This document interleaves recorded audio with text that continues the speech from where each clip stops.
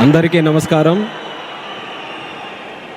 కోట్లాది మంది దేశ ప్రజల తాలూకా ఆశయాలకు ప్రతీక, దేశ సమగ్రత కోసం, దేశ భద్రత కోసం, దేశ భవిష్యత్తు కోసం ప్రతీగా నిలిచినటువంటి ప్రధాన సేవకుడు, మనమందరం కూడా అభిమానించే నాయకుడు, మనమే కాదు ప్రపంచం గర్వించదగ్గ నాయకుడు దేశ ప్రధానమంత్రి నరేంద్ర మోదీ గారు.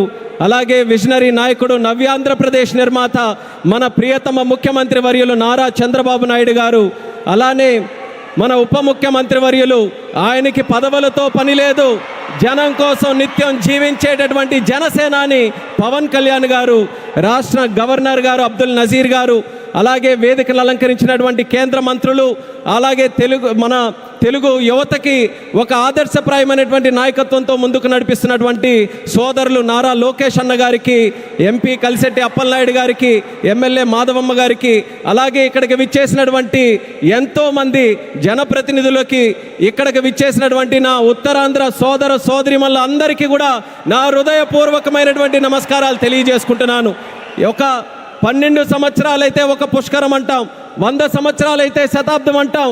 అలాంటిది యుగానికి ఒక్కసారి వచ్చేటటువంటి కార్యక్రమం అల్లూరి సీతారామరాజు విమానాశ్రయం ప్రారంభోత్సవ కార్యక్రమం అని గర్వంగా ఈ ఉత్తరాంధ్ర బిడ్డగా, మీతో పాటు ఇక్కడ పుట్టినటువంటి వ్యక్తిగా, కింజరాపు ఎర్రన్నాయుడు గారి తాలూకా బిడ్డగా ఈరోజు గర్వంగా ఉందని కూడా ఈ సందర్భంగా తెలియజేసుకుంటున్నాను. ఉత్తరాంధ్ర అంటే ప్రతి ఒక్కరు కూడా ప్రపంచం వైపు చూసేవాళ్ళు. మనకి పని కావాలన్నా, మనకి ఏ అవకాశం కావాలన్నా, మనకి పొట్ట గడవాలన్నా, ఏ కార్యక్రమం చేయాలన్నా సరే ఉత్తరాంధ్ర అంతా కూడా ప్రపంచం వైపు చూసేది. కానీ ఈరోజు మన భోగాపురం ఎయిర్పోర్ట్ చూసిన తర్వాత ప్రపంచం ఉత్తరాంధ్ర వైపు చూస్తుందన్నది గర్వంగా మనందరం కూడా తెలియజేసుకోవాలి. అవకాశాల నిధిగా భోగాపురం విమానాశ్రయం మన ప్రధానమంత్రి గారి చేతుల మీదుగా ఈరోజు ప్రారంభోత్సవం కానుంది. అలాంటి విమానాశ్రయం ఒక 77,000 చదరపు అడుగులతో తయారవుతున్నటువంటి విమానాశ్రయం సుమారు 60 లక్షల కెపాసిటీతో తయారవుతుంది. ఎంఆర్ఓ కానీ ఎంతోమంది యువతీ యువకులకి ఉద్యోగాలు ఇచ్చే అవకాశం ఇక్కడ కలగబోతుంది. ఎడ్యూసిటీ ద్వారా రేపు భవిష్యత్తులో ప్రపంచంలో ఉన్నటువంటి ఏవియేషన్ వర్క్ ఫోర్స్కి ట్రైనింగ్ మన ఉత్తరాంధ్రలో, మన భోగాపురంలో జరగబోతుందనడానికి కూడా నేను ఎంతో గర్వపడుతున్నానని తెలియజేస్తున్నాను. అటువంటి ఉత్తరాంధ్ర ప్రాంతంలో ఈరోజు ఈ భోగాపురం ఎయిర్పోర్టు మన అందరికీ కూడా సింహద్వారంలా ఉందని తెలియజేస్తున్నాను. ఇచ్చాపురం నుంచి పాతపట్నం, పాలకొండ, శ్రీకాకుళం, అలాగే బొబ్బిలి, పార్వతీపురం, విజయనగరం, అరకు, అనకాపల్లి, విశాఖపట్నం, ఈ ఉత్తరాంధ్రలో ఏ ప్రాంతం తీసుకున్నా సరే అందరికీ కూడా సమాన దూరంలో ఉన్నటువంటి ఈ భోగాపురం విమానాశ్రయం మనందరికీ కూడా సింహద్వారంలాగా పనిచేయబోతుందని తెలియజేస్తున్నాను. అలాగే మీ అందరికీ కూడా తెలుసు, కలియుగ వెంకటేశ్వర స్వామి ఆలయానికి వెళ్తే సంవత్సరానికి ఒకసారి వైకుంఠ ఏకాదశి నాడు ఉత్తర ద్వారం తెరుచుకుంటుంది. అలా మన ఆంధ్రప్రదేశ్ అభివృద్ధి కోసం ఈరోజు ఉత్తర ద్వారంలో మన భోగాపురం ఈరోజు మనందరికీ కూడా తెరవబోతుంది. ఎంతో కాలం నుంచి ఎదురు చూపులు చూసాం మన ఉత్తరాంధ్రలో.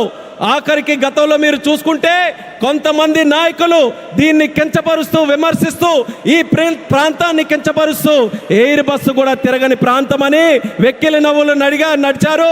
ఈరోజు వాళ్ళకి కళ్ళు తెరిచి చూడమంటున్నా ఎయిర్ బస్సులు దిగే ప్రాంతంగా ఉత్తరాంధ్ర మారింది. ఈరోజు ఎలక్ట్రిక్ బస్సులు వచ్చే ప్రాంతంగా ఉంది.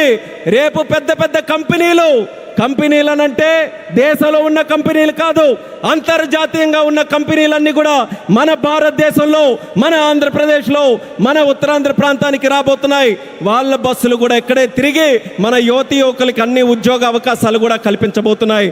ఇలాంటి పవిత్రమైనటువంటి భూమి మన ప్రాంతంలో తీసుకుంటే ఒక పక్కన ఆధ్యాత్మిక ఆలయాలు శ్రీకూర్మం, శ్రీముఖలింగం, అరసవెల్లి, సింహాచలం, అలాగే రామతీర్థాలు, పైడితల్లి అమ్మవారు, ఇలా ఎన్నో పవిత్రమైనటువంటి దేవాలయాలు ఇక్కడ ఉన్నాయి.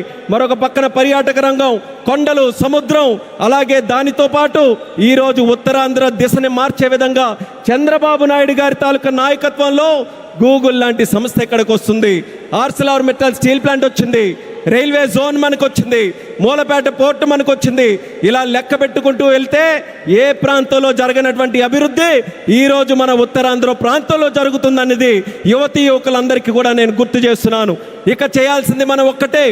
మనకి 2 విషన్లు ఉన్నాయి. స్వర్ణాంధ్ర విజన్ బై చంద్రబాబు నాయుడు గారు, వికసిత్ భారత్ విజన్ బై నరేంద్ర మోదీ గారు. మన యువతందరం కూడా కలిసి ఆ రెండు విజన్లు రెండు కళ్ళులాగా మనం అందరం కూడా ముందుకు నడిచి అత్యంత సుందరమైనటువంటి శక్తివంతమైనటువంటి భారతదేశం తయారవడానికి ఈ రెండు విజన్లు కూడా మనం స్వీకరిస్తూ ఇక్కడ ఉన్నటువంటి యువకులందరూ కూడా ముందుకు రావాలని మరొక్కసారి వాళ్ళందరికీ కూడా పిలుపునిస్తున్నాను. ఒక ఎయిర్పోర్ట్ ఎక్కడైనా నిర్మించామనంటే, నేను కేంద్ర మంత్రిగా అయిన తర్వాత ప్రధానమంత్రి గారి చేతుల మీదగే సుమారు 16 ప్రాజెక్టులు ఇక్కడ ప్రారంభించాం భారతదేశంలో. కానీ ఏ ఎయిర్పోర్ట్ ప్రాజెక్టు కూడా ఇంత ఘనంగా 2-3 లక్షల మంది ప్రజల తాలూకా ఆశీర్వాదం మధ్యలో ఇది ఏదో ఒక రాష్ట్ర పండుగ అంటున్నారు. ఇది కేవలం రాష్ట్ర పండుగ కాదు, ఉత్తరాంధ్రలో ఉన్నటువంటి ప్రతి ఇంటి పండుగ ఈరోజు ఈ విమానాశ్రయ ప్రారంభోత్సవ కార్యక్రమం, అందరి గుండెల్లో ఉన్నటువంటి కార్యక్రమం. అటువంటి కార్యక్రమానికి మనం నిజమైన అర్థం ఈరోజు సాకారం చేశాం.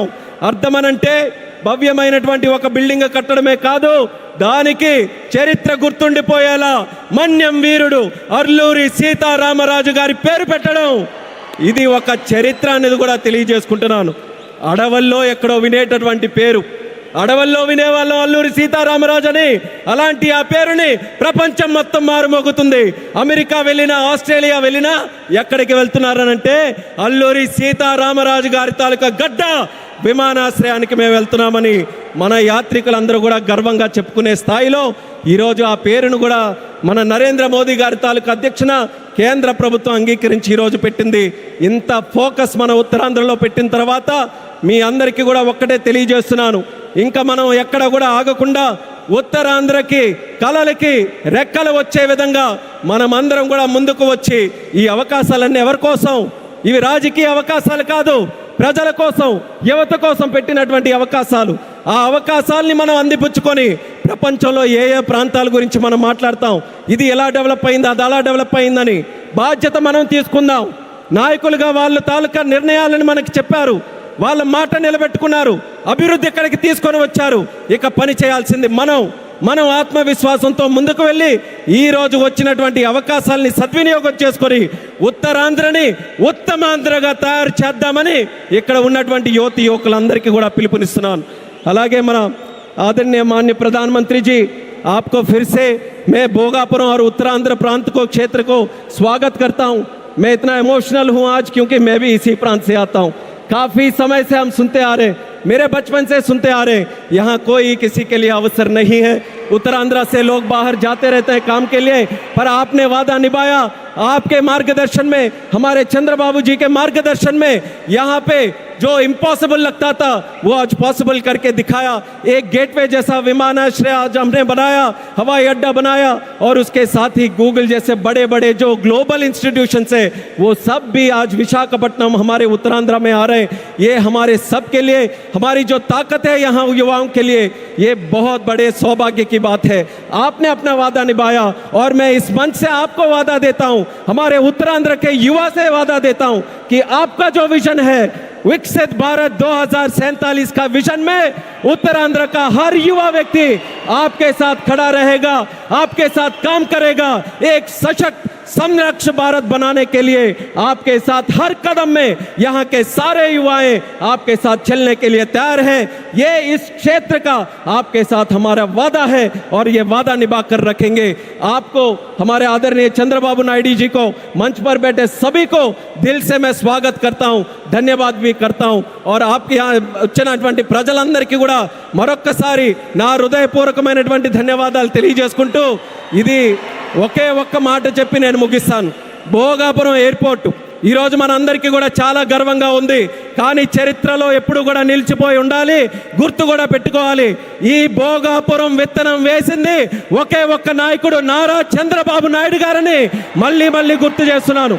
2014లో విభజించిన ఆంధ్రప్రదేశ్కి ఆయన ముఖ్యమంత్రి అయితే ఆయన ఈ ఉత్తరాంధ్ర ప్రాంతానికి గ్రోత్ ఇంజన్గా తయారు చేయాలనంటే ఇక్కడ విమానాశ్రయం పెట్టాలని మొట్టమొదటగా ఆయన ఇచ్చేస్తే ఆ రోజు ఉత్తరాంధ్ర బిడ్డగా కేంద్ర మంత్రిగా అశోక్ గజపతిరాజు గారు ఉన్నారు, ప్రధానమంత్రిగా నరేంద్ర మోదీ గారే ఉన్నారు. ఆ రోజు ప్రారంభించాం.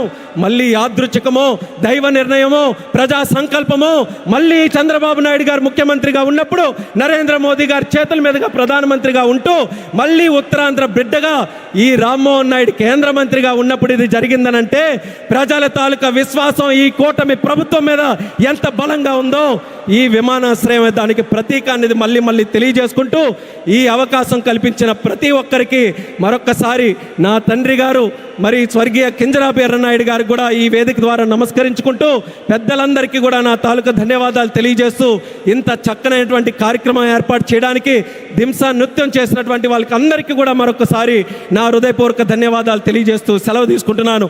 జై హింద్, జై భారత్, జై ఉత్తరాంధ్ర.